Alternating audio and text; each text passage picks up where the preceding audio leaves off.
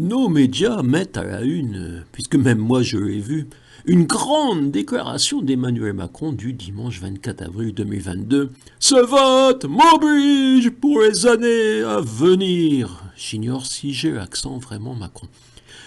Mais parmi nos grands chroniqueurs subventionnés, je n'ai trouvé personne lors d'une recherche sur Internet, car je vous avoue ne pas suivre leur réécriture des communiqués.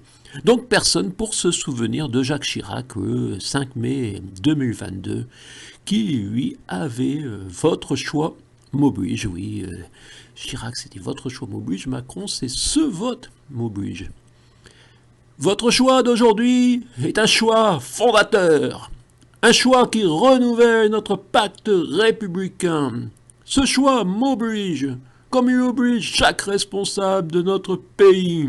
Chacun mesure bien, à l'aune de notre histoire, la force de ce moment exceptionnel.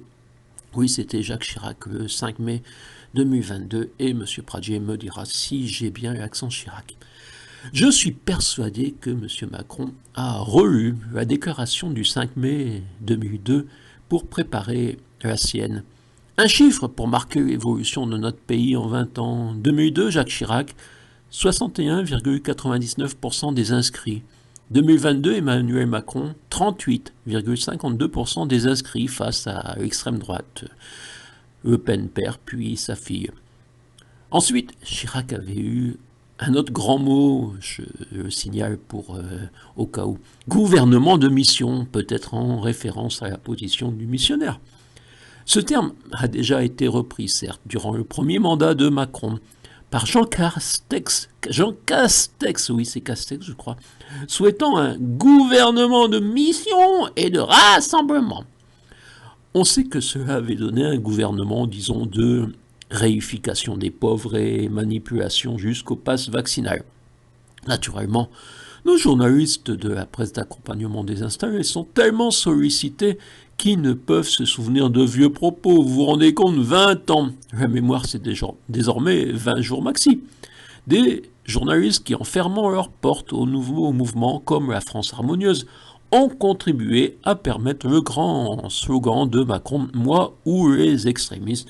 Et je pense que si certains journalistes s'attardent, ce qui serait surprenant, à ma chronique, cela ne va pas les inciter à changer d'attitude. La France harmonieuse. Première vidéo de rapide présentation de ce petit bouquin publié le 19 février 2022. La France harmonieuse, le titre d'un livre donc et d'un mouvement. Face au pilier de avoir le candidat de lettres est resté un livre invisible de la campagne de recherche des 500 parrainages pour obtenir le droit de participer au prétendu premier tour de la présidentielle 2022. Le 10 avril 2022, les prétendus citoyens auront le devoir de départager les notables choisis par les grands électeurs. Ne pas participer à cette mascarade semble la réponse appropriée. Soyons en marche, oui, marchons dignement ce sombre dimanche.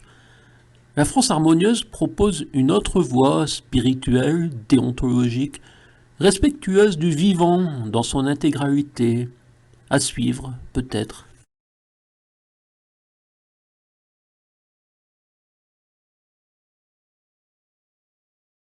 Ce vote m'oblige pour les années à venir. J'ignore si j'ai l'accent vraiment Macron.